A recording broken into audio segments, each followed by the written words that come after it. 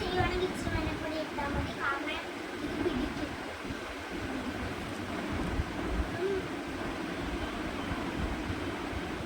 ഇത് മിക്സ് ആക്കി ഇട്ടിട്ടുണ്ട്.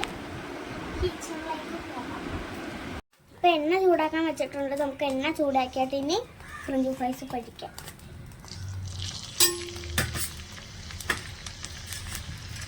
ഇടാൻ പറ്റുന്നില്ല, ഇതിൽ ഇച്ചിരിയേ വരുന്നുള്ളൂ. ഇട്ടിട്ടുണ്ട് ഇത്രയും.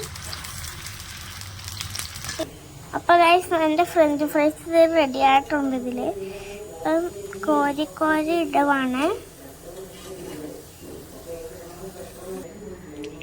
എൻ്റെ ഫ്രഞ്ച് ഫ്രൈസ് എല്ലാവർക്കും ഇഷ്ടമായെങ്കിൽ ഷെയറും ലൈക്കും സബ്സ്ക്രൈബും bell ബട്ടനൊക്കെ അമർത്തണേ. Thank you for watching.